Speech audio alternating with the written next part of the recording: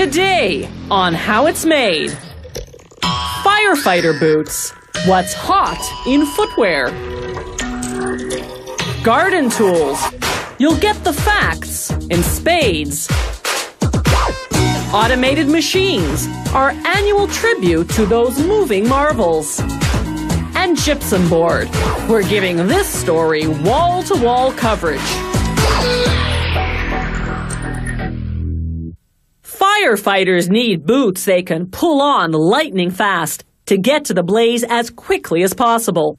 Those boots have to be fire-resistant, of course, and waterproof. They have to provide good grip for climbing ladders and be sturdy enough not to puncture when stepping through sharp debris. Firefighter boots start out as a chunky block of rubber.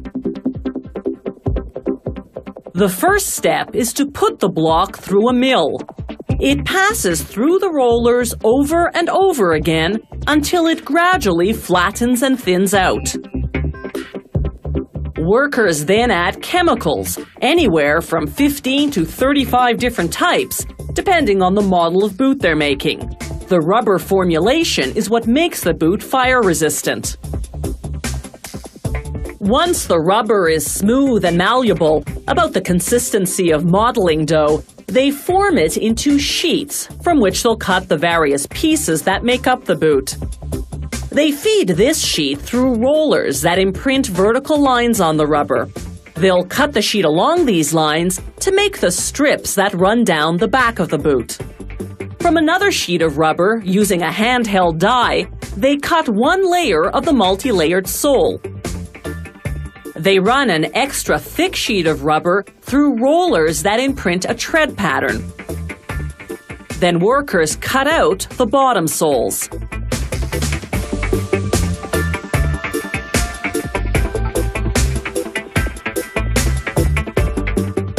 They mark the boot size on the bottom. Using yellow rubber, they cut out the boot's toe cap covers. The boot's leg has a stiff lining to prevent it from wobbling. Workers cut it from a rubber-backed cotton fabric following a pattern. Once all the pieces are cut, workers can assemble the boot on a form. They start with the lining, wrapping it around the front and gluing it closed at the back. Then they glue on the insole. For this model, it's made of rubber-backed felt. They secure the lining seam and seal it with one of those rubber strips we saw earlier. Now, the vamp, a piece of felt reinforced with a thin layer of rubber. This gives the boot strength. Next, the toe cap sponge, made of rubber compounds. When they cure the boot, the sponge will inflate and hold this steel toe cap in place. To protect the firefighter's feet when walking through sharp debris, a steel arch and a steel sole. Next, an adhesive-backed toe cap cover. Then a felt sole to protect the firefighter's foot against heat.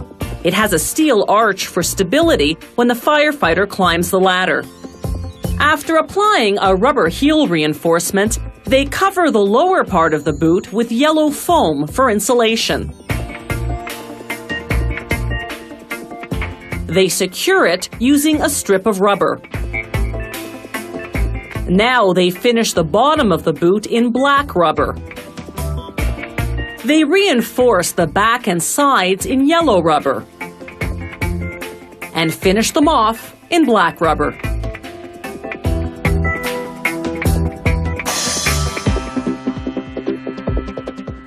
Next comes the yellow toe cap. Then a rubber pad to protect the front of the boot when it rubs against the rungs of the fire ladder. Now the bottom sole. They use a press to seal it in place. Rubber bonds to rubber under pressure. They apply a rubber trim around the bottom, using a small roller to press it in place. Workers then press all the seams to ensure they're well adhered. Then it's into a vacuum machine for about 4 seconds to create an airtight bond. Finally, the boots go into a giant oven that heats them to 140 degrees Celsius. An hour and 45 minutes later, the rubber is cured and hardened, and all the pieces have fused together. These boots are ready to take the heat.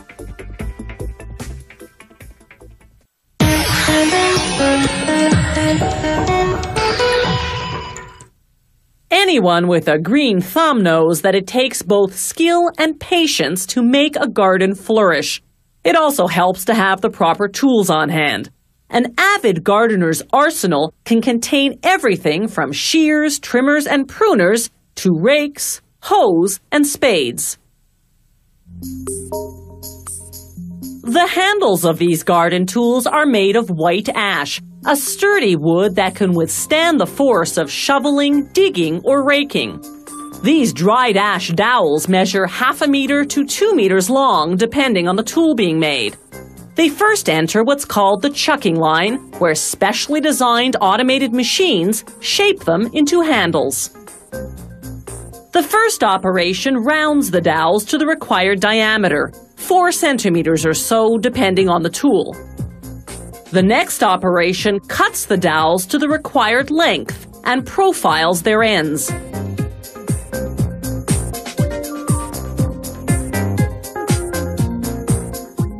Two chucking heads, one on each side, carve the ends simultaneously.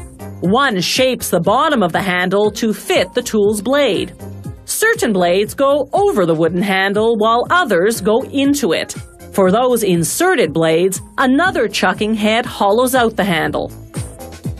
Meanwhile, the chucking head on the other side rounds off the top of the handle.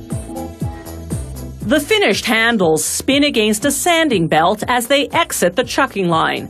This smooths the surface of the wood, preparing the handles for a coat of protective varnish. High-end shovels and spades have what's called a steel D-grip, a steel handle grip with a wooden insert. An automated lathe first shapes a piece of ash to the right length and profile. Then an automated drill pierces a hole.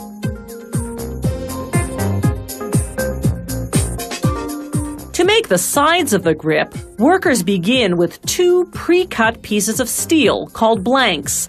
They place them in a manually operated press that shapes them in a 2-step process. They use the heat of a strong electrical current to melt the steel and fuse the pieces together. This is called resistance welding. Next, they feed a steel rivet through the sides and wooden insert and fasten everything together.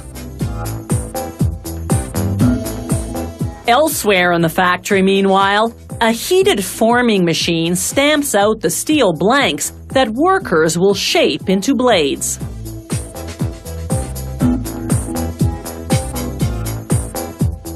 A robotic arm loads the blanks into an oven.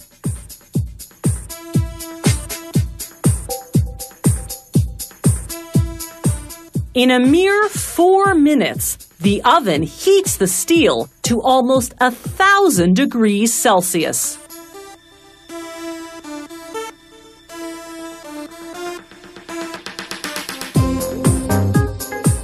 This intense heat makes the metal malleable.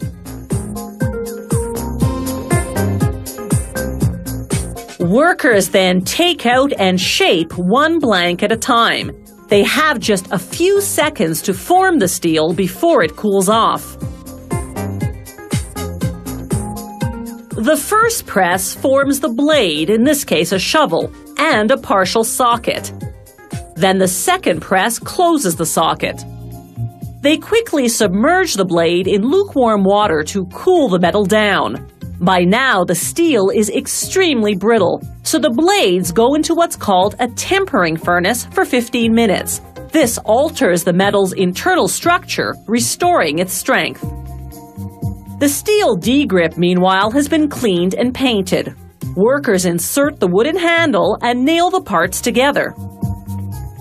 On the other end, they attach the blade, which by now has been varnished to prevent corrosion. After drilling a hole through both the metal and the wood, they fasten the blade using a rivet if it's a high-end tool, a nail if it's a budget model. These hot-off-the-press garden tools are finally ready to put in a hard day's work.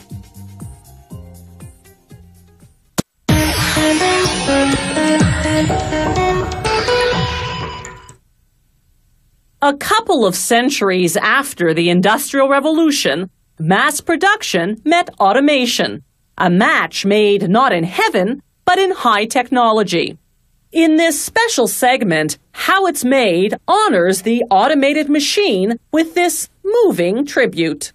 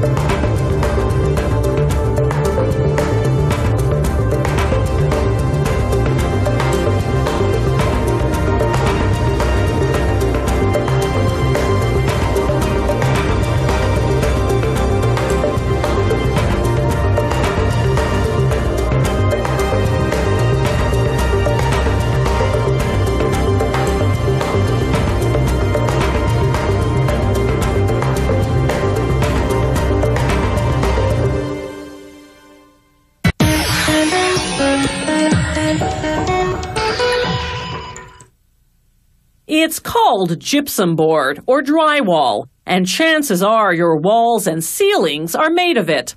Years ago, it replaced plaster as the wall material of choice. Workers just mount the sheets onto wood framing, plaster the joints, then sand and paint.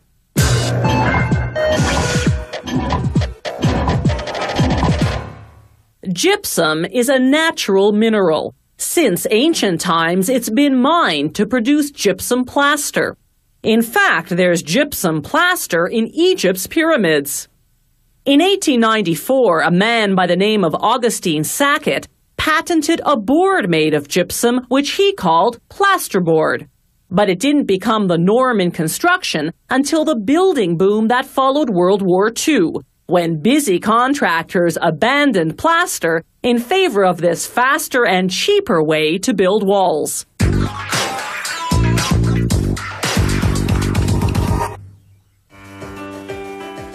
The process of making gypsum board begins at the quarry, where crews mine the gypsum, a soft rock.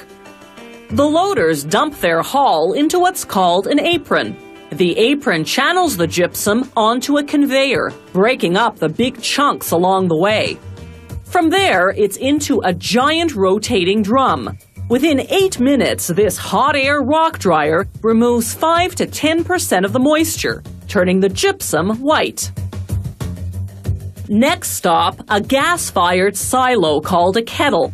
It cooks the gypsum at 150 degrees Celsius until most of the remaining moisture evaporates. Feeding that kettle, a mill that grinds the lumpy rock into what's called stucco, a fine powder the consistency of wheat flour.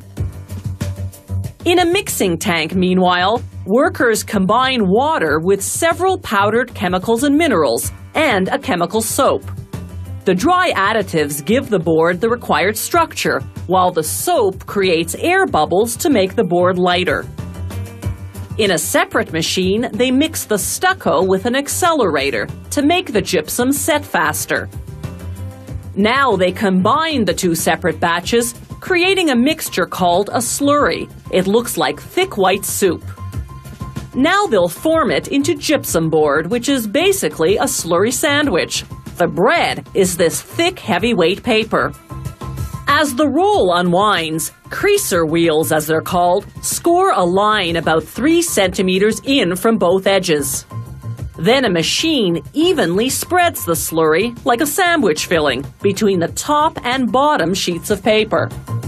Then the paper folding operation, most of which is a company secret and off limits to our cameras. They fold the edges along the score lines, the bottom edges upward, the top ones downward, gluing them over the bottom ones to trap the slurry inside. Drops of water smooth out any ridges, ensuring a smooth and even fold. Forming plates then shape the folded edges into straight sides. An optical sensor checks the depth of the board's recess. That's where you put the joint tape to connect one board to the next when you're building a wall. The forming station spews out 305 continuous meters of gypsum board at a time. A cutter now chops that mega board into whatever length board they're producing in this run. As the boards exit the cutter, automated prongs flip them recessed side up. Since the recessed side will be the wall surface, they don't want to risk damage by having it travel face down on the rollers that lead to the drying station. This gas-fired hot air dryer is kind of like a multi-level parking garage. It's more than 150 meters long and has 8 decks. The factory can cure hundreds of boards at a time. It takes 40 minutes to move through the dryer's 4 temperature zones, which start at 350 degrees Celsius and get progressively cooler to 150 degrees. The boards are sold in pairs, so the machinery stacks them in twos, then tapes them together. The tape bears the brand name as well as the size and thickness of the board. Standard lengths range from 8 to 14 feet. and the most common thicknesses are 1/2 inch and 5/8 of an inch. In this industry, imperial measurements are still the norm. The tape also tells the consumer what type of gypsum board it is. There's standard drywall for building walls in homes. There's a moisture-resistant version for humid areas such as bathrooms. There's also fire-resistant gypsum board, usually required by law for commercial buildings.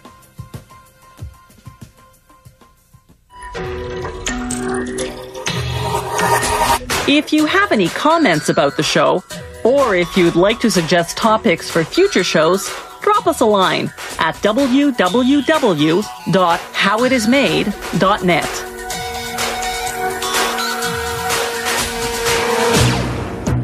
The How It's Made crew vehicle is courtesy of Subaru Canada.